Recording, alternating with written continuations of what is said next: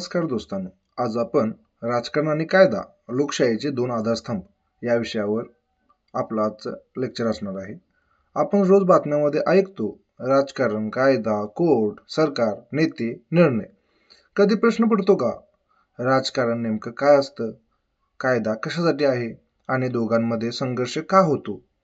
आजच्या या व्हिडिओमध्ये आपण समजावून घेणार आहोत राजकारण आणि कायदा याचा नेमका अर्थ, याचा एकमेकाशी संबंध आणि सामान्य माणसाच्या आयुष्यात त्याचे परिणाम.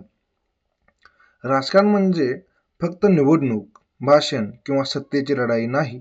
राजकारण म्हणजे सत्ता मिळवण्याची, सत्ता वापरण्याची आणि समाज चालवण्याची प्रक्रिया. शिक्षण व्यवस्था कशी असावी, आरोग्यावर किती खर्च करायचा, आरक्षण द्यायचं की नाही, कर वाढवायचा की कमी करायचा, हे सगळे प्रश्न राजकारणातून ठरतात.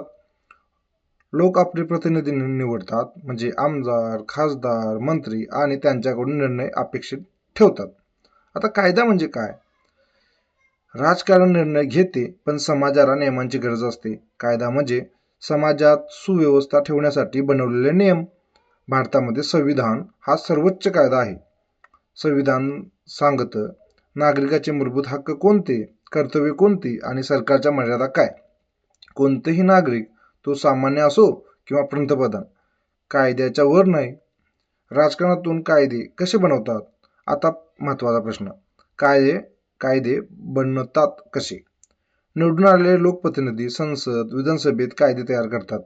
बिल मांडलं जातं, चर्चा होते, मतदान होते आणि मग ते कायद्यात बदलते. म्हणजेच राजकारणाशिवाय कायदा नाही. पण इथेच थांबत नाही. कायदा राजकारणावर नियंत्रण कसे ठेवतो? राजकीय शक्तिशाली असतात आणि शक्तीवर नियंत्रण नसेल तर अन्याय होतो. म्हणूनच कायदा राजकारणावर मर्यादा घालतो.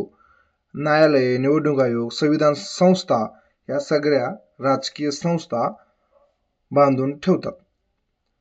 सरकार चुकीचे निर्णय घेतले तर कोर्ट त्यामध्ये लक्ष देऊन बदलू शकते. हेच रूल ऑफ लॉ आहे. प्रत्यक्षात उदाहरणे, निवडणूक राजकारण आहे, पण निवडणूक नेम कायदा ठरवतो. आरक्षण राजकीय निर्णय आहे, पण संविधानाच्या चौकटीत. मंत्री गुन्ह्यात अडकला तर कोर्टाच्या सामान्य नागरिकासारखाच खटला चालतो. सामान्य माणसावर परिणाम. राजकारण आणि कायदा हे फक्त नेत्यांसाठी नाहीत. शेतकरी, विद्यार्थी, महिला, कामगार सगळ्यांच्या आयुष्यावर याचा परिणाम होतो. योग्य राजकारण अधिक कमकुवत कायदा. मग काय होईल? तर अन्याय आणि भ्रष्टाचार होईल. मग काय पाहिजे? योग्य राजकारण, मजबूत कायदा, यानंतर सुरक्षित समाज म्हणजे सुरक्षित भारत देश निर्माण होऊ शकतो.